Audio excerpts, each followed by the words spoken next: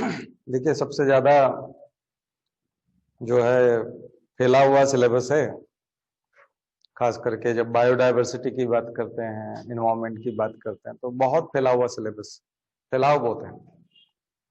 और इतने बड़े सिलेबस में से इंपॉर्टेंट क्वेश्चंस निकालना बहुत मुश्किल होता है। तो आपकी जो परीक्षा है पूरी की पूरी करंट अफेयर्स बेस्ड होती है। आपको पता नहीं चलता, कई बार आप सोचते हैं कि ये ज्योग्राफी का क्वेश्चन है, ये इन्वायरमेंट का है, ये बायो से रिलेटेड है, ये पॉलिटी का है, ये इकोनॉमी का है। हमको लगता भले ही है कि ये इस तरह के क्वेश्चंस हैं, लेकिन वो करंट अफेयर से रिलेटेड होते हैं। उसका जो आयाम यदि आप ढूंढने जाएंगे तो वो समसामयिकी में जाके मिलता है। अभी कोई न कोई घटना हुई होती है, इस वजह से वो प्रश्न पूछा होता है। इसलिए जब आप करंट अफेयर्स की स्टडी करते हो ना, ज्यादा से ज्यादा चीजें करंट अफेयर से लेते हो, तो फिर आपके सवाल ज्यादा ठीक होते हैं। अभी एक घटना हो रही है नोक्टिल्यूका की, जो अरब के समुद्र तट पर जो नीला नीला शैवाल जैसा चमकीला पानी जो हो गया, एकदम चमकदार पानी। अब वो नोक्टिल्यूका की वजह से, वो प्रोटोजोवन है। प्रोटोजोआ आपने पढ़ा है ना? तो कुछ चमकदार प्रोटोजोआ होते हैं जो चमकते हैं, वो पानी में होते हैं, पानी की सतह पे होते हैं। तो नोक्टिल्यूका से रिलेटेड क्वेश्चन आ जाएगा तो आप कहोगे तो बायोडायवर्सिटी में से पूछ लिया और प्रोटोजोआ में से पूछ लिया, जबकि वो तो करंट अफेयर्स, क्योंकि अभी की कोई घटना है इस वजह से वो प्रोटोजोआ पूछा जा रहा है। इस बार वायरस पूछेंगे तो आप कहोगे तो वायरस में से पूछता है, जबकि वायरस में से नहीं पूछता। वायरस इस साल आया हुआ है और वायरस ने सबको परेशान किया है, और इतना परेशान किया है कि ऐतिहासिक रूप से परेशान किया है। ऐसा कभी परेशान ही नहीं हुआ आदमी। देखा, दुनिया बदली थी, हम सब लोग बंद थे, इकोनॉमी ठप हो गई थी, हालात खराब हो गए थे, सभी के हालात खराब हो गए। मनुष्य जो है सामाजिक प्राणी और घूमते रहना चाहता है। लोग अंत्येष्टि नहीं कर पाए, अंत्येष्टि में शामिल नहीं हो पाए, अंतिम बार मुंह नहीं देख पाए अपने घर वालों का, अस्थियां कलेक्ट करने नहीं जा पाए, अंतिम संस्कार के जो नियम हैं वो ध्वस्त होते हुए देखे आपने, शादी ब्याह के नियमों को ध्वस्त होते हुए देखा। करीबी शादियों में भी नहीं जा पाए लोग, जहां एकदम करीबी होता है। बल्कि शादियां पोस्टपोन हुई ना, वो सारी समय पे हो नहीं पाई। तो जिन समारोहों को हम लोग आवश्यक मानते हैं वो नहीं हो पाया। एजुकेशन में एक दिन का होमवर्क छूट जाए तो पिटाई हो जाती है बच्चे की, आप जानते हो। ऐसे बच्चों को बिल्कुल छोड़ दिया गया, बिना स्कूल के, बिना टीचर के, और सब वहीं का वहीं थम गया एक वायरस की वजह से। तो दुनिया को बदलते हुए तो हमने देखा है। तो क्या वो वायरस का अध्ययन नहीं होना चाहिए, उसकी स्टडी नहीं होना चाहिए, या उसका प्रश्न नहीं आना चाहिए? उसका प्रश्न आएगा तो आप ये कहोगे कि ये तो वायरोलॉजी से पूछ रहा है, ये तो वायरस पूछता है, और वायरस की हमें स्टडी करना चाहिए। नहीं, वो इंपॉर्टेंट हो जाता है। कोरोना नाम क्यों पड़ा, कोरोना वायरस क्यों कहते हैं, कोरोना वायरस फैमिली क्या है, कोविड क्या है, ऐसे 1000 प्रश्न बन सकते हैं केवल कोरोना के ऊपर। 1000 प्रश्न बनाए जा सकते हैं, फिर आरएनए वैक्सीन तक जा सकते हो आप। तो सवाल तो इन्हीं में से आते हैं। अब आप कितने अच्छे से पढ़ लेते हैं स्पाइक प्रोटीन क्या होता है, वायरस की संरचना क्या है, सबसे पहले वायरस कब खोजा गया था, कौन से वायरस की सबसे पहले स्टडी हुई है, कितने ऐसे वायरस हैं जिनके ऊपर नोबेल प्राइज मिला है, वायरस इन्फेक्शन क्यों फैलाता है, आखिर वो संक्रमण क्यों फैलाता। तो एक घटना तो आपको ट्रांसफॉर्मेशन बताई थी मैंने। दूसरी एक नेचुरल प्रोसेस है जो होती रहती है प्रकृति में, उसको बोलते हैं ट्रांसडक्शन। जो बैक्टीरियोफेज की कहानी आपको बताई थी, गंगा नदी में होता है बैक्टीरिया वायरस, गंगा नदी में पाए जाने वाला जीवाणु भोजी वायरस, जो जीवाणुओं का भोजन करता है, बैक्टीरिया को खाता है। तो जैसे ही गंगा नदी में बैक्टीरिया पैदा होते हैं, वो वायरस उनको खाने लगता है। ये नेचुरल प्रोसेस है। उसी से CRISPR-Cas9 निकला है। CRISPR-Cas9 टेक्निक जो आपकी बायोटेक्नोलॉजी की जेनेटिक इंजीनियरिंग की है, जिससे आप इच्छानुसार नया जीव पैदा कर सकते हैं, जीव में रूपांतरण कर सकते हैं। बहुत सारे ऐसे जीव हैं जो जहरीले हैं, उनको उनका जहर गायब कर सकते हो। आप चाहते हो कि सांप आपके आसपास रहें, बहुत खूबसूरत जीव हैं, बस ये है कि उनसे कोई लोग मरे नहीं है, तो आप नॉन पॉइजनस स्नेक्स तैयार कर सकते हो। कोबरा को भी नॉन पॉइजनस बना सकते हो उसके जीन में बदलाव करके। फिर आगे जितनी भी जातियां होंगी वो सब नॉन पॉइजनस होंगी। कोबरा बहुत सुंदर होंगे, आपके घरों में घूमते रहेंगे, कोई मारेगा भी नहीं, आप खेलते रहो उनको, उनसे कोई शिकार नहीं करेगा, कोई नहीं मारेगा। अभी मारते इसीलिए है ना कि वो काट लेगा तो मर जाएंगे, लेकिन बाद में उसके काटने से कोई फर्क ही नहीं पड़ेगा। ऐसे कोबरा तैयार हो जाएंगे। CRISPR-Cas9 techniques, genetic engineering, GM food आप तैयार करते हो। तो वो जो CRISPR-Cas9 आपको टेक्निक के रूप में और अभी का नोबेल प्राइज दिखता है,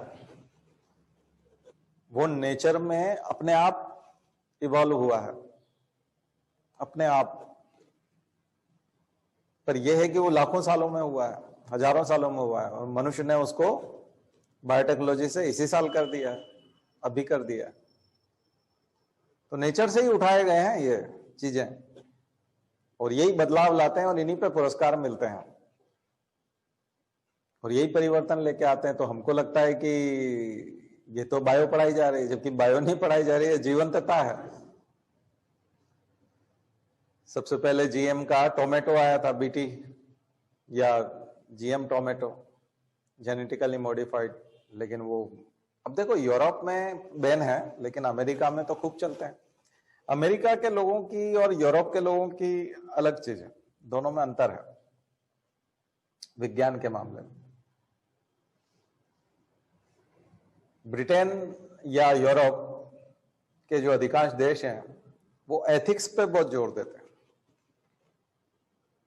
इसलिए आप वहां की इंग्लिश को भी देखोगे तो वो ट्रेडिशनल इंग्लिश होती है, परंपरागत इंग्लिश होती है, और उसकी शुद्धता पे बहुत ध्यान दिया जाता है ब्रिटेन में। ब्रिटिश इंग्लिश और अमेरिकन इंग्लिश में यही अंतर होता है।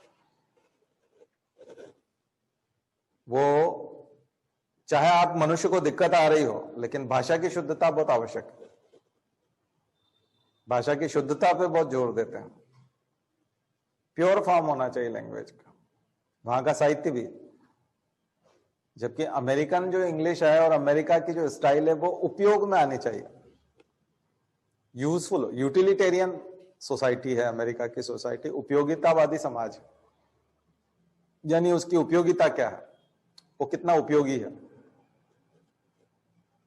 उसके ऊपर डिपेंड करता है अमेरिका में कोई भी चीज पॉपुलर होना। उनको लगता है कि ये टमाटर बहुत सुंदर होते हैं, बड़े होते हैं, एक जैसे होते हैं, तो अमेरिका के मॉल में यदि आप जाएं तो वहां पर जो सामग्री मिलती है वो एक जैसी मिलती है। आलू का, प्याज का साइज एक। हमारे यहाँ जब प्याज लेने के लिए हम जाते हैं तो अलग अलग साइज के प्याज होते हैं, उसमें से आपको छांटना पड़ता है, मीडियम साइज का लेना है, बड़ा होता है। वहां लगभग एक ही साइज के सब्जियां पड़ी रहेंगी, एक साइज में, क्योंकि सारी GM क्रॉप्स हैं, जेनेटिकली मॉडिफाइड है। उनके जीन्स में साइज भी निर्धारित कर दिया गया है, टेस्ट भी निर्धारित कर दिया गया है, सब कुछ, न्यूट्रिएंट कंटेंट, मिनरल्स जो आप, विटामिन जो कहें, सब कुछ निर्धारित है कि ये इतना होना चाहिए, ये इतना होना चाहिए, ये इतना होना चाहिए, वो निर्धारित हो जाता है। जबकि प्रकृति इस तरह से निर्धारण नहीं करती। प्रकृति में डाइवर्सिटी है, वेरिएशंस है।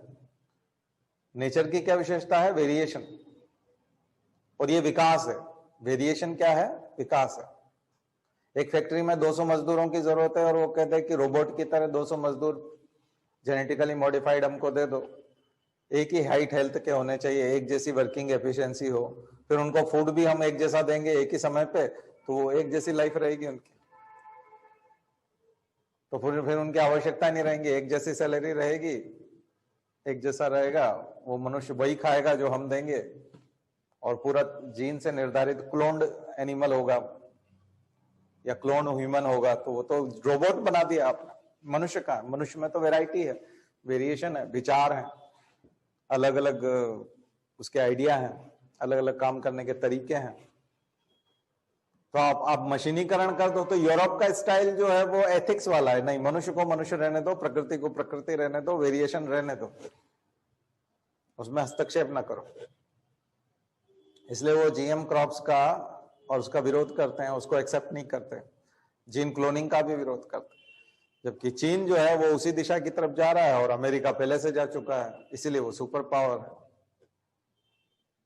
वो इसीलिए वहां पर बीमारियां भी बहुत ज्यादा है, क्योंकि जेनेटिकली मॉडिफाइड फूड खाते हैं, इसलिए वहां बहुत कैंसर है, कई तरह की बीमारियां बहुत ज्यादा है। तो वहां की सोसाइटी ने एथिक्स को साइड में रखा है, खास करके रिपब्लिकन्स ने। और डेमोक्रेट्स जो हैं वो थोड़ा सा मानवाधिकारों की और उसकी वकालत करते हैं, लेकिन वो इस मामले में सारे एक मत हैं, जेनेटिक जीएम क्रॉप के मामले में।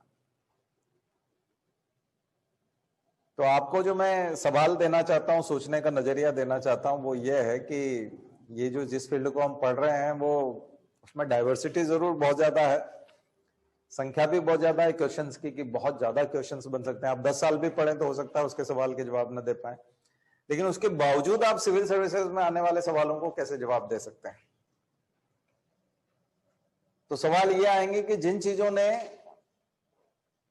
दुनिया को बदल के रख दिया, दुनिया में बहुत क्रांतिकारी परिवर्तन किए, ऐसी बायोलॉजी की चीजें, ऐसी खोज, ऐसी डिस्कवरी, वो आपका सवाल है, परीक्षा का सवाल। टोटल बायोलॉजी में तो बहुत सारी टेक्निक्स हो सकते हैं, लेकिन वे तकनीक जिन्होंने युगांतरकारी परिवर्तन किया, युग बदल कर रख दिया, जैसे डीएनए की खोज। जब तक डीएनए की खोज नहीं हुई थी, उससे पहले सिद्धांत चलते थे, वैज्ञानिकों के सिद्धांत चलते थे, डार्विन के सिद्धांत, मेंडल के सिद्धांत, लोग सिद्धांतों को पढ़ते थे। तो मेंडल का सवाल भी आ सकता है, क्योंकि वो सिद्धांत है आनुवंशिकतावाद का, पूछते हैं ना मेंस में। मेंडल के नियम लिखिए, 3 नियम दिए थे मेंडल ने, प्रभाविता का नियम, पृथक्करण का नियम, स्वतंत्र अप्यूहन का नियम। तीनों नियम जो लिख देगा पूरे नंबर मिल जाएंगे। 15 नंबर में पूछा होगा तो पूरे 5-5 नंबर का एक नियम, तो 15 में से 14 तो आप ले ही जाएंगे। फायदा है ना अटेम्प्ट करने से। आप सवाल अटेम्प्ट कर लीजिए, पूरे मार्क्स आ जाएंगे, क्योंकि 3 नियम है, तीनों नियम को अच्छे से समझा दो, हो जाएगा। तो मेंडल के नियम से आनुवंशिकी शुरू होती है, लेकिन वो नियम अंदाज से दिया गया था, प्रिजम्पशन था, अनुमान था, और एक कोइंसिडेंस था कि मेंडल ने जिस पौधे को इस्तेमाल किया उसके पास थे ही 7 क्रोमोसोम, और उसने जिन 7 गुणों की स्टडी की, वो सारे के सारे कैरेक्टर उन 7 अलग अलग क्रोमोसोम पे थे। ये उसका लक था मेंडल का। मेंडल का लक था, क्योंकि वो क्रॉस करवा रहा था पौधों में, और पौधों में जो क्रॉस करवा रहा था वो उसने जो कैरेक्टर सिलेक्ट किए, क्योंकि मटर के पौधे में क्रोमोसोम के नंबर ही 7 हैं, 7 ही क्रोमोसोम होते हैं, 7 गुणसूत्र होते हैं, और 7 गुणसूत्रों पे जो कैरेक्टर उसने चुने, देखो कोइंसिडेंस में भी जबरदस्त कोइंसिडेंस, क्योंकि वो फादर था चर्च का, और चर्च का जो बगीचा था उसी में वो एक्सपेरिमेंट करता था, चर्च के बगीचे में। तो शायद गॉड ने भी उसकी मदद की हो, कि तुम ये, शायद इंस्पिरेशन मिला हो उसको वहां से, भगवान के यहाँ से, कि तुम एक काम करो, ये जो प्रयोग कर रहे हो ये इन 7 कैरेक्टर पे करो, कि मटर का पौधा लंबा होता है, छोटा होता है, फूल का कलर ये होता है, ये होता है, बीज गोल होता है, रिंकल्ड होता है। तो ऐसे 7 कैरेक्टर लिए, और 7 के 7 कैरेक्टर अलग अलग गुणसूत्र पे थे, यानी अलग अलग क्रोमोसोम उनको धारण करता था, उन गुणों को। और जब उसने क्रॉस करवाया अलग अलग प्रकार के पौधों को, तो उसको अलग अलग तरह के रिजल्ट मिले। यही इन तीनों नियमों में देखने को मिलता है। इसके 50 साल बाद, 60 साल बाद आपको वाटसन एंड क्रिक का सिद्धांत आता है, हरगोविंद खुराना के भी मतलब थोड़ा सा बाद में। वॉटसन एंड क्रिक ने मॉडल बनाया, डीएनए की खोज तो हो गई लेकिन उसने मॉडल बनाया और उसने बताया कि डीएनए एक डबल हेलिकल स्ट्रक्चर है। उसको भी नोबेल प्राइज मिला 1954 का। लेकिन ये जो खोज है मेंडल की और उसके बाद वॉटसन एंड क्रिक की, और फिर हरगोविंद खुराना ने तो एक नकली डीएनए ही बना दिया, नकली जीन बना दिया, आर्टिफिशियल डीएनए बना दिया हरगोविंद खुराना ने, डॉक्टर हरगोविंद खुराना ने। उन्होंने कहा हम बाहर लेबोरेटरी में बना के बताते हैं आपको कि जीन क्या होता है, डीएनए क्या होता है। तो ये युग को बदल देने वाली घटनाएं हैं, इसलिए ये आपका सवाल बनेंगे। आप कहेंगे बहुत बड़ा सिलेबस नहीं, बहुत बड़ा सिलेबस नहीं, मैं आपको गिन के बता दूंगा कि इंपॉर्टेंट चीजें क्या है। इसलिए मैं इसको लेक्चर फॉर्म में ले रहा हूं। मैं चाहता तो बोर्ड पे अभी फिर बायोडाइवर्सिटी वो मैं पढ़ाऊंगा तो पढ़ाते रह जाऊंगा। केवल प्रोटोजोआ 10 दिन 15 दिन पढ़ाया जा सकता है, उसके बाद भी जो सवाल आएगा हो सकता है कि वो आपका कोर्स में ना आए, मतलब से आपके पेपर में ना आए। तो फिर क्यों ना ऐसी चीजें पढ़ी जाए, 10 चीजें पढ़ी जाए, उसमें से 7 परीक्षा में आ जाए। हम 1000 पढ़े और 5 भी ना आए और 10 में से 7 आ जाए, तो वो ये तरीका है 10 में से 7 लाने का, जिससे आपका सिलेक्शन हो जाएगा। आप तो ये देखो कि दुनिया को कैसे बदला, किसने बदला, कौन सी ऐसी चीजें हैं जिसने दुनिया को बदला। तो दुनिया में जो बदलाव आए वो मेंडल की वजह से आए थे, डार्विन की वजह से आए थे, सोचने में बदलाव आए थे। परंपरागत सोच में चर्च की सोच थी उस समय में, चर्च जो सोचता था, चर्च के जो लोग कहते थे वही सत्य था, वैज्ञानिकों की तो कुछ चलती नहीं थी। तो इसलिए आपके लिए इंपॉर्टेंट है कि 100 शब्दों में डार्विन पे नोट्स लिखो, डार्विनवाद पे। 100 शब्दों में आप मेंडलवाद पे नोट्स लिखो, मेंडलिज्म, डार्विनिज्म, लेमार्किज्म। तो लेमार्क पे सवाल आने की संभावना सबसे ज्यादा होती है, डार्विन पे सबसे ज्यादा होती है।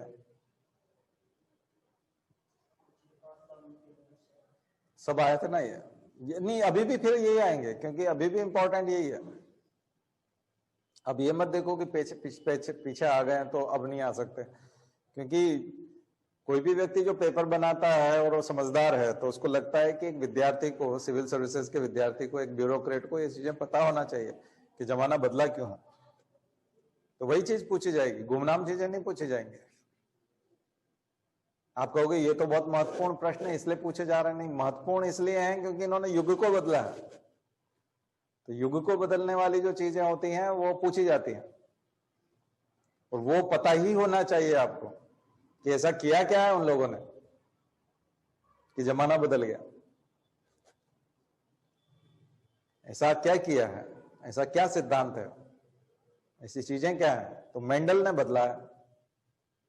फिर डीएनए की खोज या डीएनए का double helical structure, Watson and Crick का मॉडल, वॉटसन और क्रिक का डीएनए स्ट्रक्चर मॉडल।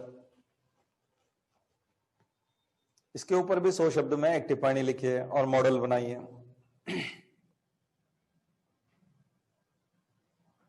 इन सब चीजों से आप देखेंगे कि ये जैसे जैसे आप इनको इकट्ठा करते जाएंगे ऐसा नॉलेज, फिर आपके प्रश्न जो है बहुत सिंपल हो जाएंगे। इस साल आपने आरटीपीसीआर का खूब नाम सुना। आरटीपीसीआर का नाम सुना है ना? क्या करता है? टेस्ट लगाते हैं, पॉजिटिव आता है तो क्वारंटीन होना पड़ता है, निगेटिव आता है तो हम खुश हो जाते हैं। आरटीपीसीआर जो है वो वायरस का पता लगाने वाला टेस्ट है, बहुत पॉपुलर टेस्ट है। Reverse transcriptase polymerase chain reaction. तो पीसीआर की खोज किसने की थी? पीसीआर की खोज वायरस का पता लगाने के लिए सबसे बड़ी खोज थी। पीसीआर की खोज की थी कैरी मुल्लिस ने। पीसीआर टेक्निक की खोज कैरी मुल्लिस ने की। तो जेनेटिक इंजीनियरिंग की दुनिया में ये बहुत बड़ा, बायोटेक्नोलॉजी में बहुत बड़ा कंट्रीब्यूशन था कि अगर आपके पास वायरस का थोड़ा सा भी स्वरूप है, आपके पास डीएनए की थोड़ी सी भी मात्रा है, बहुत कम मात्रा है, तो आप उसका पॉलीमरेज चेन रिएक्शन कर लेंगे, यानी कि उसको बहुत ज्यादा में कन्वर्ट कर लेंगे। जेनेटिक इंजीनियरिंग में खास करके डीएनए फिंगरप्रिंटिंग में एक और खोज लिख लीजिए, डीएनए फिंगरप्रिंटिंग। डीएनए फिंगरप्रिंटिंग, इसने फिर दुनिया को बदला। तो दुनिया बदलती जा रही है। अच्छा, जो जिस युग में रहता है उसको कभी घाटा महसूस नहीं होता, ध्यान रखिए। वो उस टेक्निक के बिना भी अपनी जिंदगी को परिपूर्ण मानता है। लेकिन जब वो टेक्निक आती है तो हो सकता है कि कई लोग, रूढ़िवादी लोग जो हैं, शुरू में उसका विरोध करें, लेकिन धीरे धीरे वो उनकी जरूरत बन जाती है। आपने देखा टेलीविजन आया तो शुरू में लोगों ने विरोध किया कि टेलीविजन गंदी चीज है, उससे बच्चे बिगड़ जाएंगे, घर में टेलीविजन रहेगा तो जो टेलीविजन देखेगा मतलब उसको दुष्ट माना जाता था बहुत ज्यादा। अगर किसी ने टीवी देख लिया, और जो लोग दुष्ट मानते थे अभी वो 24 घंटे वो टीवी पे ही काम चला उनका। लॉकडाउन में जितने भी लोग टीवी देखने वाले को दुष्ट कहते थे वो रात दिन टीवी देख रहे थे। भी जमाना बदल गया, उसी तकनीक के सहारे वो जी रहा है, और तकनीक का विरोधी था वो शुरू में। मोबाइल का बहुत भयंकर विरोध हुआ। मोबाइल रखते हो तुम, मतलब, और आज वो मोबाइल के बिना जी नहीं सकता। जो आदमी गाली देता था ना मोबाइल को, और मोबाइल रखने को वो मानता था कि ये बच्चा बिगड़ गया, इसने मोबाइल रख लिया। अब वो दिलवा रहा है उसको लगता घर में बाइक हो ना हो लेकिन मोबाइल होना चाहिए, पढ़ लेगा, इसकी पढ़ाई हो जाएगी। तो कब हम तकनीक की गिरफ्त में, लाउड स्पीकर जो सबसे पहले आया था तो हिंदुओं मुसलमानों दोनों ने विरोध किया था। अब दोनों लगाते हैं और कहाँ लगाते हैं? मंदिर पे लगाते हैं। हिंदू जो है वो मंदिर पे लगाता है, मुसलमान अपनी मस्जिद पे लगाता है, और दोनों उसी का उपयोग करते हैं।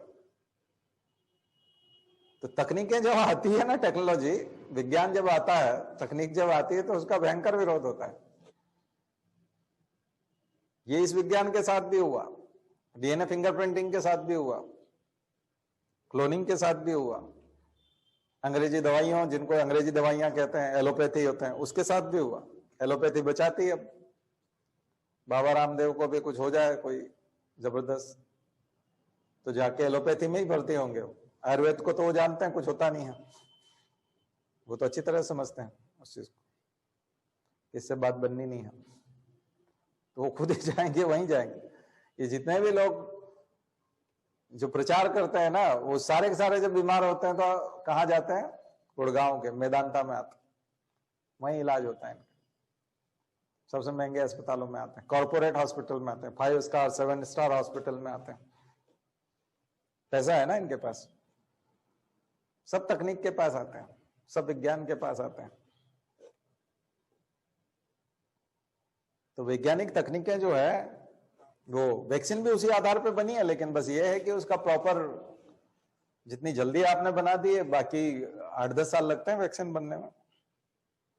आपने जो है 8-10 महीने में तैयार कर दी है, 10 गुना कम टाइम लिया है ना आपने, तो ये 10 गुना जल्दी बना लिए, इसलिए विश्वास नहीं हो रहा। वैज्ञानिक समुदाय को विश्वास नहीं हो रहा, जो वैक्सीन बनाने की तकनीक जानता है वो विश्वास नहीं करता, इसलिए सारे डॉक्टर्स नहीं लगवा रहे। आपने देखा ना, कोवैक्सीन में सबसे ज्यादा विरोध कौन कर रहे हैं? आम आदमी थोड़ी, आम आदमी तो लगवा लेता, आम आदमी को टेंशन नहीं है। डॉक्टर सबसे पहले दिक्कत में आए, उनको पता है कि ये बनती कैसे है, उनको प्रोसीजर पता है, उन्होंने पढ़ रखा है, उनके टीचर ने पढ़ा रखा है कि लगभग 10 साल का R&D लगता है तब जाकर के वैक्सीन बनती है। तो ये बात उनके दिमाग में है, और वैक्सीन के ट्रायल का जो श्रेणीकरण है वो भी पता है उनको, कैटेगराइजेशन कैसे होता है। तो फिर जब पूरी तरह से टेस्टेड नहीं है तो हम तो टेस्टिंग का हिस्से, उसके हिस्से में आ रहे हैं, यानी हमारे ऊपर ही ट्रायल हो रहा है। ये 3rd नंबर का ट्रायल जो है करोड़ों लोगों पे हो रहा है, जबकि वो हजारों पे होना चाहिए, 5000 पे होना चाहिए, 10,000 पे होना चाहिए। आप तो 3 करोड़ लोगों पे ट्रायल कर रहे हो 3rd नंबर का, तो बहुत खतरनाक चीज है। ठीक है, आपको ट्रायल करने के लिए इतना बड़ा जनमानस मिल गया, लेकिन ये तो एक्सपेरिमेंट ही करो। बीजेपी के बड़े नेता तो लगवा ही नहीं रहे। स्वास्थ्य मंत्री को लगवाना चाहिए, प्रधानमंत्री को लगवाना चाहिए, आपने दूसरे देशों के राष्ट्रपतियों को और उनको तो देखा है, क्यों नहीं लगवाते? क्यों? टेंशन है, तनाव है। अगर निश्चिंत होते तो लगवा लेते, उदाहरण पेश करते, मीडिया मैनेजमेंट हो जाता है, इवेंट मैनेजमेंट हो जाता है, बहुत बढ़िया, बहुत बड़ी न्यूज बनती, अंतरराष्ट्रीय खबर बनती। 2-3 दिन तक वही फोटो चलाया जाता, वही वीडियो चलाया जाता लगाते हुए। इससे अच्छा प्रचार और क्या हो सकता है? लेकिन विश्वास नहीं है। आम जनता को बोल रहे तुम देशद्रोही हो, तुम लगा नहीं रहे। वैक्सीन पे सवाल उठाते हो, नहीं अच्छे है। साइंस एंड टेक्नोलॉजी पे सवाल नहीं उठाए जाने चाहिए, बिल्कुल नहीं उठाए जाने चाहिए, लेकिन वो पर्याप्त टेस्टिंग तो, यहाँ समस्या दूसरी है। यहाँ तो आदमी भी मर गया। कई बार आप बोलते नहीं हार्ट अटैक से मरा है, वो इससे नहीं मरा है। तो हार्ट अटैक आया इसी वजह से ना, हार्ट अटैक यूं थोड़ी आया था उसको, तुमने वैक्सीन लगाई इसी वजह से तो हार्ट अटैक आया। यानी अलग से केवल वैक्सीन लगाने से थोड़ी मर जाएगा, वैक्सीन लगाने से कुछ होगा उसकी वजह से मरेगा ना। तुम तो कहोगे कि वैक्सीन से नहीं मरा, वो तो वो उसके होने से हो गया। तो हुआ क्यों? वो तो जिंदा था और स्वस्थ था। फिर तो ये बदलाव, तो वैक्सीन तो बहुत बड़ा इजाद है साइंस की दुनिया का, और खास करके जेनेटिक इंजीनियरिंग से जब बनी हो। तो जो फाइजर की वैक्सीन है वो तो आरएनए वैक्सीन है, जो सीधी बायोटेक्नोलॉजी से बनी हुई है। ये भी बायोटेक्नोलॉजी से है, लेकिन ये थोड़ा सा मोटा है, मोटा अंदाज है। बताया था आपको एंटीन्यूएटेड वैक्सीन क्या होती है। तो वैक्सीन के टाइप वगैरह जो है अच्छे से कल आपको बताया था होमवर्क में, कल नहीं लिख पाया हूं तो आज लिख लीजिएगा। वैक्सीन के टाइप आपसे ये नहीं बोलेंगे कि वैक्सीन का कौन सा कमरा होता है और कौन से कमरे में वैक्सीन लगाते हैं, जो मीडिया वाले बता रहे हैं, ये सवाल नहीं आएंगे। वैक्सीन बनाई कैसे जाती है उसका प्रोसीजर पूछा, वैक्सीन के प्रकार पूछेंगे, वैक्सीन कितने प्रकार की होती है, वैक्सीन कैसे बनाई जाती है। वैक्सीनेशन का तरीका नहीं है कि एक पुलिस वाला आता है और वो वहां खड़ा रहता है और वो पकड़ के ले जाता है, फिर नर्स आती है, इंजेक्शन लगाती है और आप ये वाला प्रोसीजर लिख दोगे। ये नहीं लिखना है, वैक्सीन बनाने का प्रोसेस लिखना है, वैक्सीन बनती कैसे है। आपका स्तर सोचने का दूसरा होता है, ठीक है। मैंने आपको बताया था कि ये जो सारा संकट आया था, इस समय में अर्थव्यवस्था मंद थी, स्लो थी, ठीक है। राजनीति चुप थी, क्योंकि राजनीति के हाथ में कुछ था नहीं। तो एक चीज तो मंद थी और एक चुप थी, और विज्ञान को समझ में नहीं आ रहा था कि ये है क्या झंझट। एक को समझ में नहीं आ रहा था, एक चुप था और एक मंद था, स्लो था। और जो हमेशा की तरह बोलता रहता है मीडिया, वो बोल रहा था, जिसे चुप रहना चाहिए था या जिसे इंतजार करना चाहिए था। इसलिए सबसे ज्यादा कंफ्यूज जो थे वो लोग थे। अर्थव्यवस्था के बारे में, स्वास्थ्य के बारे में और राजनीति के बारे में कौन बोल रहा था? मीडिया बोल रहा था। जबकि ये तीनों वर्ग अपने आप में परेशान थे। आ रहा समझ? तीनों वर्ग अपने आप में परेशान थे और तीनों की व्याख्या वो कर रहा था। ये व्याख्या करवाना नहीं चाहते थे अपनी, लेकिन वो करते जा रहा था क्योंकि उसका काम था। उसको लगता था कि मेरी टीआरपी बढ़ेगी, तो टीआरपी के चक्कर में वो व्याख्या करते जा रहा था, ज्यादा से ज्यादा बोलता जा रहा था। जिसे चुप रहना चाहिए था या संयमित रहना था या जो हो रहा था वही बताना था। इसलिए जनता कंफ्यूज हो गई। ये पूरा मैंने आपको निष्कर्ष बता दिया कोविड के काल का, पूरे 10 महीने का। जनता कंफ्यूज क्यों थी? जनता परेशान। आज वो टीके लगाने में इतनी क्यों डर रही है? किसी भी चीज में क्यों डर रही है? क्योंकि उसने विज्ञान को असमंजस में देखा, अर्थव्यवस्था को मंद देखा, राजनीति को चुप देखा। वो जिम्मेदारी उठाने को तैयार नहीं थी। और विज्ञान एंड टेक्नोलॉजी असमंजस में थी। उसको समझ में ही नहीं आ रहा था कि करना क्या है, ये है क्या भला है। ना तो वायरस को ठीक से समझ पाए, ना उसको वैक्सीन बना पाए। एग्जैक्ट वैक्सीन तो नहीं बना पाए, इसलिए फाइजर ने mRNA वैक्सीन बनाई, तो mRNA वैक्सीन सबसे ज्यादा इफेक्टिव इसलिए है क्योंकि उसकी सीधी मारक क्षमता है वायरस को मारने की। लेकिन बस यही है कि ये पहली बार बनी है mRNA वैक्सीन दुनिया में, इसके कोई उदाहरण नहीं है पहले से। और चूंकि पहली बार बनी है और इतने कम तापमान पर इसको बचा के रखा जाता है, संरक्षित रखा जाता है कि वो तापमान हमारे पास नहीं है और वैसी चेन हमारे पास पूरे देश में नहीं है। हो सकता है दिल्ली में हम वो व्यवस्था कर लें, मुंबई में कर लें, लेकिन पूरे देश में सप्लाई करने के लिए तो हमारे पास व्यवस्था नहीं है। इसलिए फाइजर की जो वैक्सीन है वो सबसे ज्यादा इफेक्टिव है, mRNA वैक्सीन है। और वो बहुत ज्यादा मारक क्षमता उसकी इसलिए है क्योंकि वो अंदाज नहीं है, बल्कि उसमें परफेक्शन है, प्रिसाइज है, बहुत ज्यादा प्रिसाइज उसका टारगेट है, वायरस का डीएनए। तो बहुत अच्छे से एंटीबॉडी बनाती है, गारंटी से बनाती है। वही हम नहीं ले रहे हैं, हम लोग हमारे यहाँ के ले रहे हैं और एक दूसरे के ऊपर आरोप भी लगा दिए इन दोनों वैक्सीन में, बोले इसका तो पानी है केवल, वो बोलता है इसमें तो बहुत लोग मर गए थे, इसके इसमें तो बहुत लोगों को तकलीफ हुई थी इसकी वैक्सीन में। तो दोनों बेड भी तो लिए थे दोनों वैक्सीन वाले। इससे भी आप अंदाजा लगा सकते हैं कि दोनों वैक्सीन को बनाने वाले जो है वो एक दिन पहले, वो तो सरकार ने समझाया पागलों क्या कर रहे हो, तुम्हारी नहीं बिकेगी, हमारी तरह चुप रहना सीखो। तुम कहाँ ये राजनीति करने लगे, मंदी से बाहर तभी आओगे ना, मंद है ना अर्थव्यवस्था, तो अर्थव्यवस्था मंद थी, तो सुस्त अर्थव्यवस्था को चलाने के लिए उन्होंने उनको चुप रहने की सलाह दी, तो चुप रहे, तो मीडिया ने सपोर्ट कर। अब मीडिया जो है आप देखोगे उसका व्यवहार बदल रहा है, वो कभी भी कुछ भी बोलने लगता है, बहुत अनियंत्रित है, असंयमित है और मूर्खतापूर्ण मीडिया है हमारा।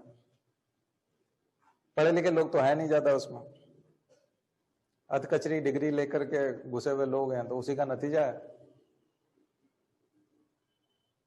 तो पहली बार हम लोगों को भी इतना बोलने को मौका मिल रहा है, नहीं तो इतना नहीं बोला जाता। इन सब सारे सेक्टर के खिलाफ ऐसे कैसे बोल सकते हो आप?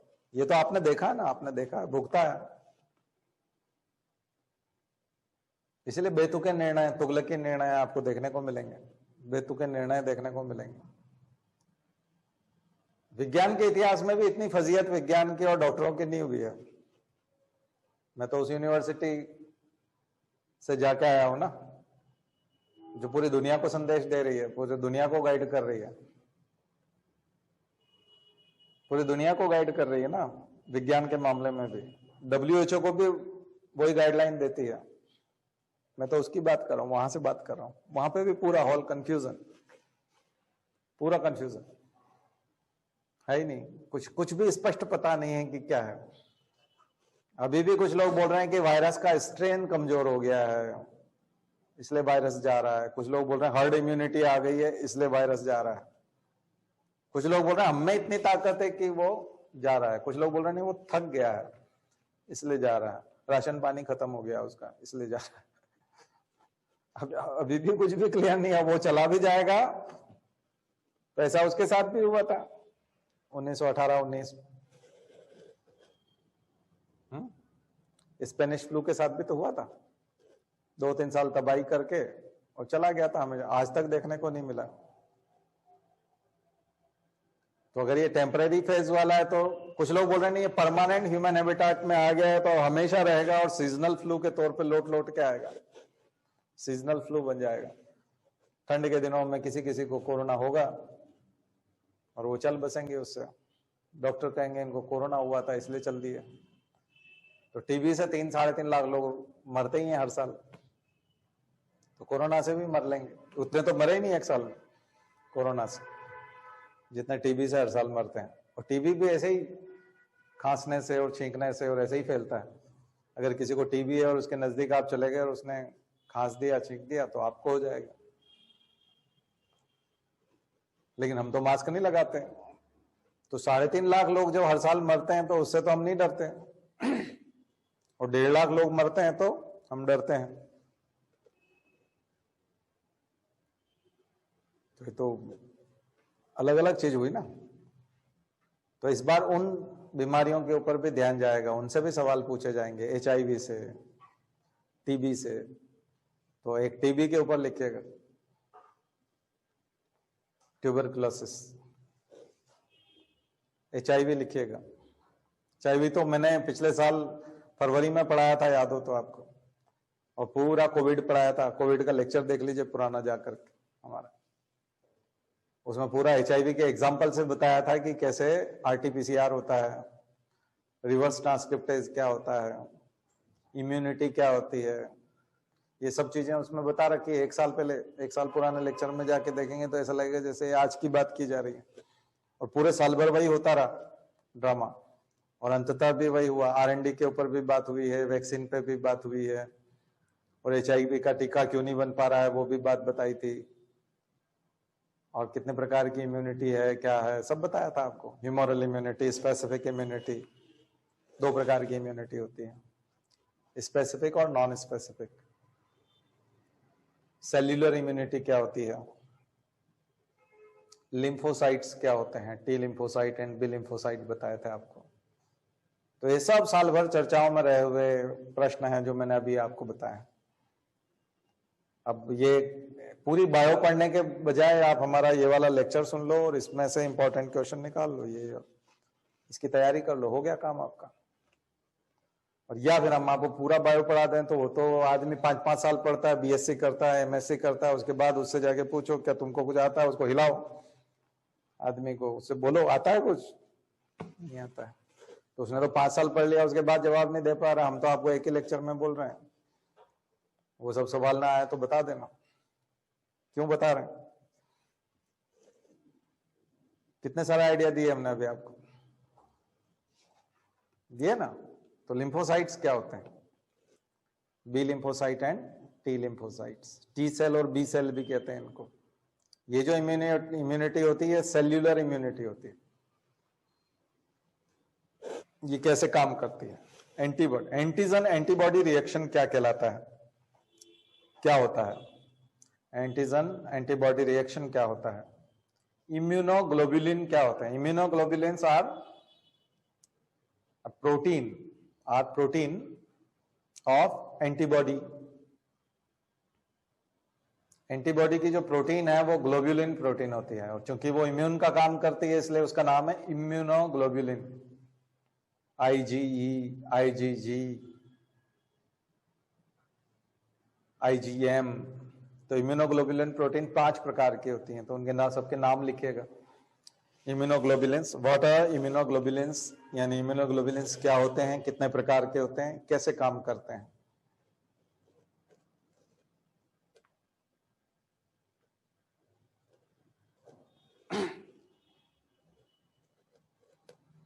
अब इम्यूनिटी, अब एक साधारण प्रश्न हो सकता है, इम्यूनिटी बूस्ट करने के क्या उपाय हैं, इम्यूनिटी कैसे बूस्ट होती है।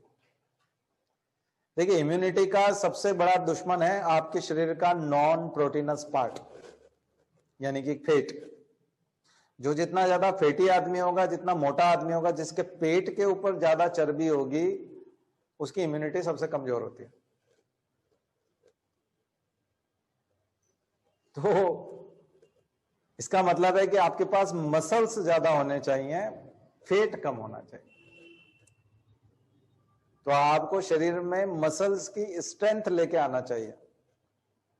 अगर आप फैटी हो जाएंगे तो डेफिनेटली आपका मसल्स का जो और फैट का रेशो है वो गड़बड़ा गया। अब मैं आपको स्वस्थ रहने का एक तरीका भी आपकी जिंदगी का बता देता हूं। कौन व्यक्ति वायरल डिजीज के चपेट में आ जाएगा, इस प्रकार के संक्रामक रोग जो कंटाजियस डिजीजेस होती हैं, ये संक्रामक रोग कहलाते हैं। इनके शिकार कौन लोग बनते हैं सबसे ज्यादा? वे लोग सबसे ज्यादा शिकार बनते हैं जिनमें प्रोटीन नहीं होता, प्रोटीन कम होता है शरीर में। क्योंकि एंटीबॉडी किससे बनती है? प्रोटीन से बनती है। एंटीबॉडी खुद ही प्रोटीन है, उसके लिए आपको प्रोटीन चाहिए। तो शरीर में प्रोटीन की जरूरत है। और जब आप मोटे होते हैं तो आपका प्रोटीन पार्ट कम हो जाता है, यानी कि मसल्स वाला पार्ट कम हो जाता है। मसल्स में प्रोटीन होता है। आ गया समझ?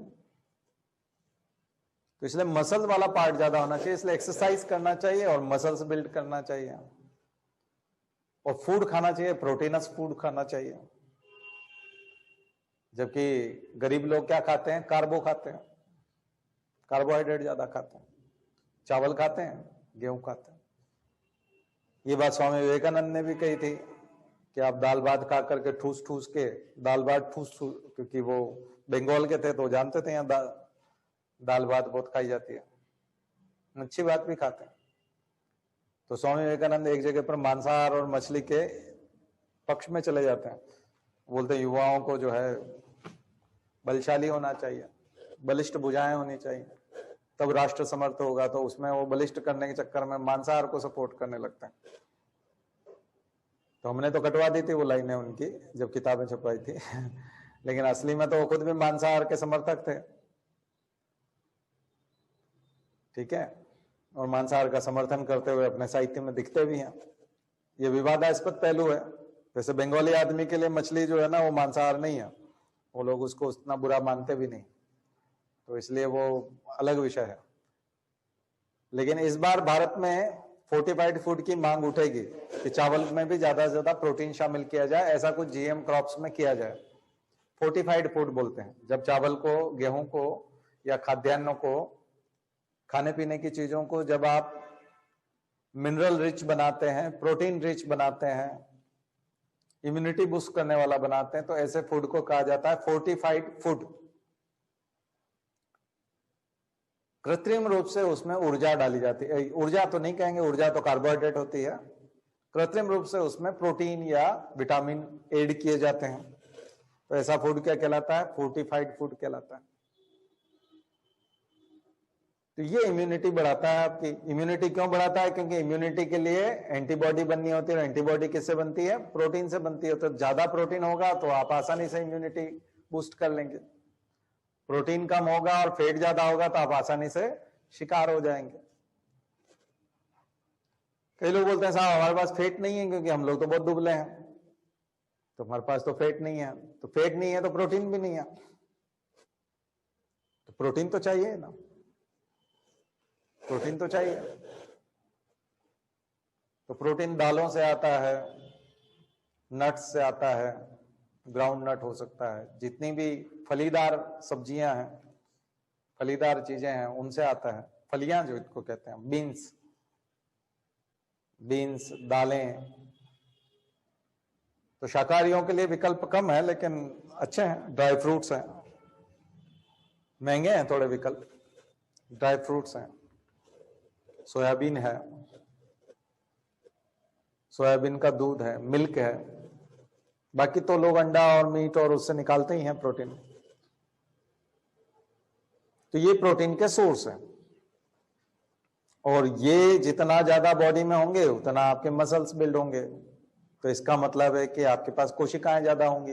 देखिए, आपके पास जितनी ज्यादा कोशिकाएं होंगी उतना सेल्यूलर रेस्पिरेशन ज्यादा होगा। जैसे इस कमरे में अगर 10 पंखे लगा दिए जाएं तो डेफिनेटली हवा ज्यादा आएगी, एक पंखा लगा होगा तो हवा कम आएगी। पूरा हॉल है ये, अगर इसमें 10 पंखे लगाए जा सकते हैं तो 10 फैन लगा करके आप ज्यादा ऑक्सीजन या ज्यादा हवा प्राप्त कर सकते हैं। ठीक वैसे ही शरीर में ऊर्जा की जब जरूरत है हमको, तो ऊर्जा के लिए कोशिकाएं ज्यादा होंगी तो ज्यादा ऑक्सीजन बर्न करेंगी, और ज्यादा ऑक्सीजन बर्न करेगी तो ज्यादा से ज्यादा कार्बन डाइऑक्साइड निकलेगी। तो जब कार्बन डाइऑक्साइड निकलती है तो एटीपी का निर्माण होता है, यानी कि ऊर्जा का निर्माण होता है। तो ज्यादा ऊर्जा, ज्यादा भोजन, और भोजन कौन सा वाला? ऊर्जादायक भोजन। तो उसके लिए भी कोशिकाओं की जरूरत पड़ेगी आपको, कोशिकाएं ज्यादा होनी चाहिए। तो कोशिकाएं तो आपकी निर्धारित हैं, लेकिन स्किन को तो आप डबल नहीं कर सकते, लटक जाएगी, फिर डबल हो जाएगी, बूढ़े हो जाओगे अगर एक्स्ट्रा स्किन आपने डेवलप कर ली तो। देखना, तो स्क्रीन आप एक्स्ट्रा नहीं कर सकते, ठीक है, स्किन ज्यादा एक्स्ट्रा नहीं कर सकते। आप कौन सी कोशिकाएं बढ़ा सकते हो? हार्ट की कोशिकाएं बढ़ा नहीं सकते क्योंकि हार्ट तो उतना ही रहेगा। किडनी की कोशिकाएं नहीं बढ़ा सकते। कहां बढ़ा सकते हो? आपकी जो स्किन है और आपकी जो बोन्स है आपके बोन्स के चारों तरफ मसल्स चिपकी होती हैं, मांसपेशियां होती हैं। तो जो मांसपेशियां हैं उनकी साइज मोटी कर सकते हो। उनकी साइज मोटी करोगे तो कोशिकाओं की संख्या बढ़ेगी। तो कोशिकाओं की संख्या बढ़ जाएगी तो क्या फायदा होगा? आपका जो ग्लूकोज बर्न करने के लिए जगह नहीं है तो वो ब्लड में जाने लगता है, तो आपको शुगर हो जाती है, डायबिटीज हो जाता है। क्यों डायबिटीज क्यों होता है? क्योंकि आप जो खा रहे हो ना वो ग्लूकोज है और उसको बर्न करना है, उसके लिए कोशिका चाहिए। कोशिका अवेलेबल होगी तो ग्लूकोज का ग्लाइकोलाइसिस होगा, फिर क्रेब्स होगा, फिर ईटीएस चलेगा और उसमें से ऊर्जा निकाल दी जाएगी और आप जो सांस ले रहे हैं वो ऑक्सीजन उसमें खत्म कर ली जाएगी, कार्बन डाइऑक्साइड निकलेगी, वो आप सांस से बाहर छोड़ दोगे। तो ज्यादा ऊर्जा आएगी, आप ज्यादा वजन उठा पाओगे, ज्यादा पैरों से चल पाओगे, और भोजन ज्यादा भी कर लिया तो वो सब खप जाएगा क्योंकि कोशिकाएं आपके पास मौजूद हैं। अब ज्यादा भोजन आप ले आए और खाने वाले नहीं है तो आपको फेंकना पड़ता है ना, वो आपकी डायबिटीज है। यानी कि एक्स्ट्रा ग्लूकोज आपने खा लिया और अब उसका यूज करने का तो कुछ है नहीं, तो आपने नाली में बहा दिया, यानी कि ब्लड में बहा दिया, तो डायबिटीज होगी। मुझे अंदाज से आपको डायबिटीज का भी समझ में आ गया कंसेप्ट। डायबिटीज मेलिटस कहते हैं इसको, ये डायबिटीज मेलिटस। तो कोशिकाओं की नंबर्स जो हैं वो बढ़ने से ऊर्जा की खपत अच्छे से होती है, कोशिकाएं बढ़ जाती हैं। तो कोशिकाएं एकमात्र बढ़ाई जा सकती हैं मसल सेल्स। बोन्स का पेन जो होता है वो कम हो जाएगा, घुटने का दर्द कम हो जाएगा, टखने का दर्द कम हो जाएगा, एड़ी का दर्द कम हो जाएगा। क्यों हो जाएगा? क्योंकि मान लीजिए अभी 40 कोशिकाएं मिलकर के घुटने को संभाले हुए हैं, 40 मांसपेशियां छोटी छोटी, वो अगर संभाले हुए, अगर आपने उसकी संख्या 60 कर दी और जो पहले से 40 है उनको और मजबूत कर दिया, उनमें और कोशिकाएं भर दी और संख्या और बढ़ा दी, मांसपेशियों की संख्या नहीं बढ़ा पाओगे, मांसपेशियों में कोशिकाओं की संख्या बढ़ जाएगी क्योंकि और मोटी हो जाएंगी। जैसे एक बांस दूसरे बांस से बंधा हुआ है और वो आपने बाहर टांग रखा है और उसके ऊपर कुछ वजन, कपड़े सुखाने के लिए वजन भी। अब वो थोड़ी हवा आती है और चूं चूं बोलता है और आवाज आती है और गिरने को करता है। आपने एक रस्सी और ले जाके बांध दी एक दिन, यानी कि उस दिन आपने प्रोटीन डाइट खाई, घुटने की एक्सरसाइज की, पाँव को खूब हिलाया और खूब उस पर वजन डालने की कोशिश की पाँव के ऊपर और उसको प्रैक्टिस कराई, तो पाँव को आवश्यकता लगेगी कि मेरा घुटना जो है वो दर्द करने लग जाए। इसी समय में आपने उसको बादाम खिला दिया, एक गिलास दूध पिला दिया, तो दिन भर जो उसको आवश्यकता महसूस हुई कि मेरे को एक अलग मांसपेशी की आवश्यकता है, तो उसने निर्माण कर लिया क्योंकि रॉ मटेरियल अवेलेबल था। तो रॉ मटेरियल आपने एक गिलास दूध दिया और उसको बादाम दिया तो उसने उससे एक कोशिका बना ली। अब आप एक रस्सी बांधा है एक तरह से बांस के ऊपर, अब वो हिलना कम हो गया, आवाज भी कम हो गई। अब आपने एक कपड़ा और वजनदार सुखा दिया, अब फिर आवाज आने लगी, आपने एक रस्सी और कड़क बांध दी। ऐसे करके 30-40 दिन में 30-40 रस्सियां बांध दी तो अब तो आवाज ही नहीं आती, वो तो पक्का हो गया, आपका घुटने का दर्द खत्म हो गया। आगे समझ? घुटने के दर्द के लिए पेन किलर लेने से बात नहीं बनेगी, उससे तो आपको ब्रेन को महसूस नहीं हो रहा है कि वहां दर्द हो रहा है, बाकी दर्द तो हो रहा है। यानी कि पेन किलर लेना मतलब आपने हेडफोन लगा लिया, ईयरफोन लगा लिया ताकि वो चू चू की आवाज ना आए। तो हमारे घरों में क्या करते हैं, जितने भी बीमार होते हैं, किसी को कहीं दर्द होता है तो क्या करते हैं, गोली खा लेते हैं। तो इसका मतलब क्या है, ईयरफोन लगाने जैसा है। बांस के हिलने डुलने में कोई परिवर्तन आया क्या? नहीं आया। उसका तो किसी भी दिन टूट करके गिरने का डर है। मुझे लगता है बहुत बारीकी से मैं आपको एक्सरसाइज भी समझा रहा हूं, वर्जिश जो होती है वो कैसे मदद करती है, लेकिन उसके साथ साथ डाइट प्लान भी होता है और वो आपकी मांसपेशियों को, ये कोई जिम वाला भी नहीं बताया क्योंकि वो बायोलॉजी और मेडिकल साइंस के हिसाब से इस तरह से नहीं जोड़ेगा। तो ऐसे आपको कोशिकाओं की संख्या भी बढ़ानी है, उनको मजबूती भी देनी है। तो इन सब के साथ में क्या होगा, इनके सब साथ में रोगाणु जो वायरस है, कोरोना वायरस, अगर आपको कोरोना हुआ तो आप एसिम्प्टोमेटिक रहोगे, आपको असर ही नहीं आएगा, वो बुखार ही नहीं आएगा कि आपके बी सेल और टी सेल उसको मुक्का मार मार के उसकी हालत खराब कर देंगे कोरोना की, क्योंकि आपके पास प्रोटीन अवेलेबल है, आप सांस पर्याप्त लेते हो, ऑक्सीजन बराबर सप्लाई करते हो, ऑक्सीजन कंजम्पशन होता है, तो प्रोटीन कम, कार्बोहाइड्रेट जो आपने खाया है वो आपको ऊर्जा देता है, आप दौड़ आते हो। जिस दिन कोरोना इन्फेक्शन होने वाला है उस दिन आप 4 किलोमीटर दौड़ जाइए, कोरोना नहीं होगा। क्यों नहीं होगा? क्योंकि ऊर्जा जबरदस्त रहेगी, एंटीबॉडी बहुत अच्छे से। उस दिन कुछ खाना भी जरूरी है, उस दिन अगर आपने उपवास कर लिया तो पक्का होगा, फिर तो पकड़ लेगा वो आपको। इसलिए अधिकांश किसी समय आप भूखे रहते हैं, उस दिन शाम को बुखार जैसा लगने लगता है। उसका कारण यह है कि उस दिन ऊर्जा की कमी है।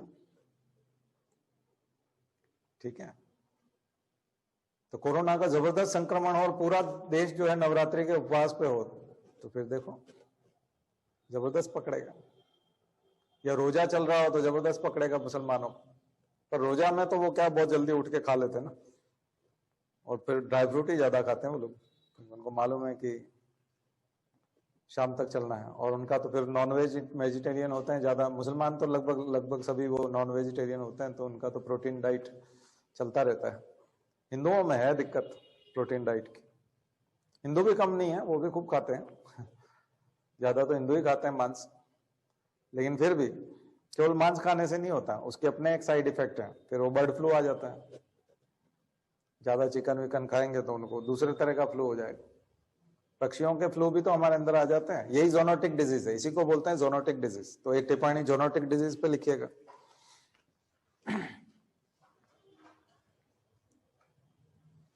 अब आपका एक सवाल ऐसा भी आ सकता है, इम्यूनिटी बूस्ट करने के लिए सरकार क्या कर सकती है, इम्यूनिटी बढ़ाने के लिए सरकार क्या कर सकती है? और सरकार तो कुछ करती नहीं है। फोर्टिफाइड फूड के मामले में काम चल रहा है। फोर्टिफाइड फूड जो है पीडीएस में देने की योजना चल रही है, तो वो आप एक सवाल लिख सकते हैं, एक नोट्स बना सकते हैं। मध्य प्रदेश में कुपोषण के, एमपीपीएससी वालों के लिए प्रश्न है, मध्य प्रदेश में कुपोषण की समस्या। बैलेंस डाइट भी आपके कोर्स में है। संतुलित आहार की अवधारणा क्या है, संतुलित आहार क्या होता है? तो मैंने बायोलॉजी का अलग स्वरूप पढ़ाने की कोशिश की है आपको, और आपको इंपॉर्टेंट प्रश्न लिखवाएं। अब देखना परीक्षा में आपको इनमें से कितने आते हैं, और अलग से आप बायो पढ़ के देख लो कुछ क्या मिलेगा आपको।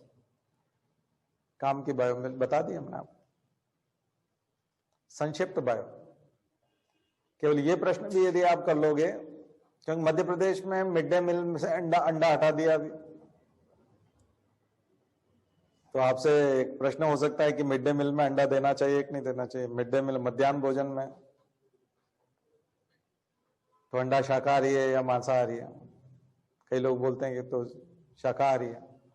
अंडे में क्या है, ये कोई मांस थोड़ी है, दूध का पर्याय मानते हैं उसको लोग। कुछ लोग दूध के जैसे ही मानते हैं। जो वेगन्स होते हैं वो एनिमल प्रोडक्ट को नहीं मानते, लेकिन सामान्य लोग तो वही मानते हैं कि ये तो अंडा तो मिल्क जैसा है, क्योंकि मिल्क भी एनिमल प्रोडक्ट है और अंडा है वो भी एनिमल प्रोडक्ट है। अंडे में जीव तो है नहीं, जीव बनने की संभावना है लेकिन जीव नहीं है, जो मैंने आपको पिछली बार बताया था। अनफर्टिलाइज्ड एग है।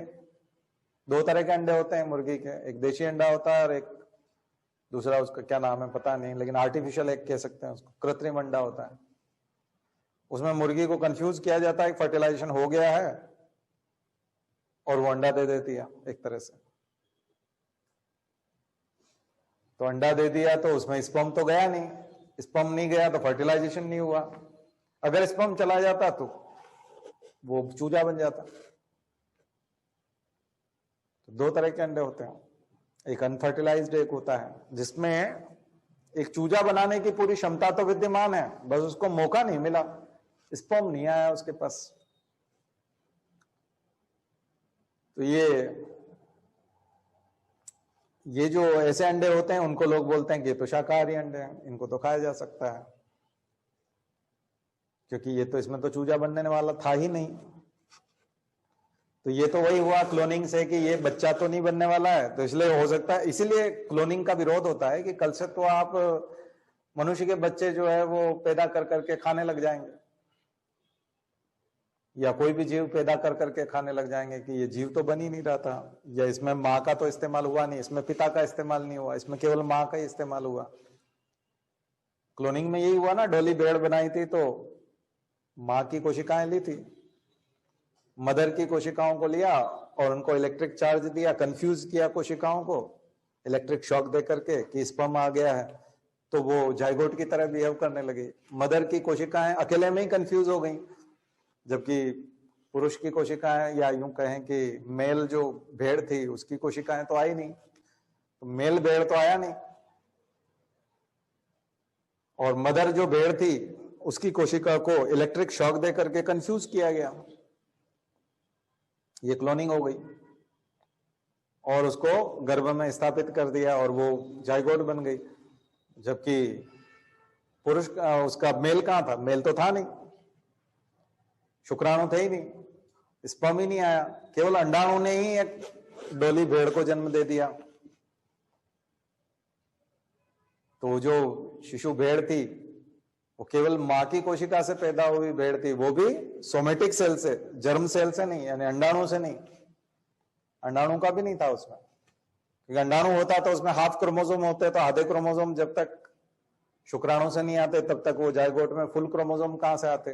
तो उन्होंने जो फुल क्रोमोसोम वाली जो सोमेटिक सेल्स होती है हमारी, अगर यहाँ की कोशिका निकाली जाए तो इसमें पूरे 46 क्रोमोसोम होंगे, स्पर्म को लिया जाएगा तो केवल 23 क्रोमोसोम होंगे। तो ये 46 क्रोमोसोम जो हैं, इन्हीं को यदि कंफ्यूज कर दिया जाए कि ये जाइगोट है, तो ये तो डेवलप होने लगेगा और ये भ्रूण में बदल जाएगा, एम्ब्रियो में बदल जाएगा और यही शिशु बन जाएगा। तो क्लोनिंग में यही करते हैं। अब ऐसे शिशु को आप कहोगे कि ये तो फर्टिलाइज्ड ही नहीं है, तो ये तो मनुष्य नहीं है, अब इसको तो हम काट के खाएंगे तो नाश्ता कितना अच्छा होगा, एक शिशु का नाश्ता करेंगे आज। तो आप ऐसे ढेरों शिशु जो है वो तैयार कर लो, लोग उसका नाश्ता करें, तो आप तो मनुष्य को ही खा रहे हो। बोले नहीं, लेकिन वो मनुष्य की तरह रोता तो है ना, काटने पे उसको दर्द तो होता है ना, उसमें से ब्लड तो निकलता है ना। आ रहा है समझ में? अंडा ठीक वैसे ही है, अनफर्टिलाइज्ड अवश्य है, लेकिन उसमें चूजे बनने की पूरी संभावना है, इसलिए अंडा शाकाहारी नहीं है। अब वैज्ञानिक तर्क देंगे तो मैंने वैज्ञानिक तर्क के हिसाब से बता दिया, इसलिए उसको शाकाहार को अगर आपको प्रवृत्त करना है, या तो फिर आप मांसाहार को ही बोलते हो कि सरकार जो है वो मांसाहार, सरकार को तो डायरेक्टिव प्रिंसिपल के हिसाब से चलना चाहिए, प्राणी मात्र के प्रति दया भाव रखेंगे, मौलिक कर्तव्य में आता है ना। तो सरकार तो मांसाहार को प्रवर्तन नहीं कर सकती, वो तो प्रमोट नहीं कर सकती। तो इसलिए मिड डे मील में अंडा नहीं होना चाहिए। तो अगर आपसे कभी सवाल हो इंटरव्यू में या मेंस में, तो आप ये तर्क दे सकते हैं, ठीक है, क्योंकि जिसको खाना है वो घर जाकर के खरीद करके खाए, ठीक है। तो फिर बच्चों में तो फिर प्रोटीन की कमी रह जाएगी, फिर मेल न्यूट्रिशन रह जाएगा, कुपोषण हो जाएगा। सरकार तो बहुत सस्ता सोर्स है ना, अंडा तो बहुत सस्ता पड़ता है, दिया जा सकता है। तो मिल्क दे, दालें बढ़ाए, ड्राई फ्रूट्स ला के दे, पर ड्राई फ्रूट्स महंगे होते हैं, तो ड्राई फ्रूट्स की पैदावार बढ़ाए, भारत में प्रमोट करे ड्राई फ्रूट्स को पैदा करने के लिए, किसानों को सब्सिडी दे, उधर से वो लोग ड्राई फ्रूट ज्यादा पैदा करें, ज्यादा होगी उत्पादन तो अपने आप जो है वो सस्ता हो जाएगा सब कुछ, या तो ये करें। तो सरकार को इम्यूनिटी बढ़ाने के लिए, कोरोना का इधर उधर बजट खर्च करने के लिए बजाय थोड़ा उधर ड्राई फ्रूट उत्पादन में सब्सिडी देना चाहिए, ठीक है। जिन क्षेत्रों में ड्राई फ्रूट बहुत ज्यादा उत्पादित होते हैं वहां के लोगों को, किसानों को और प्रमोट करें कि आप और ज्यादा इसको करें। तो क्या क्या सुझाव आ सकते हैं? आज कुछ नया आइडिया आया आपको? तो ये है बायो काम का आपका, बाकी तो बायो हम लोग पढ़ते रहते हैं, ठीक है। और काफी वाला सेक्टर जो बायो का चला जाता है वो इन्वायरमेंट में चला जाता है। 40% बायो इन्वायरमेंट के सेक्टर में काम करते हैं, पर्यावरण के क्षेत्र में। तो आप लोग जो है इस तरह से इंपॉर्टेंट प्रश्न निकालोगे। चलिए आज की बात खत्म करते हैं।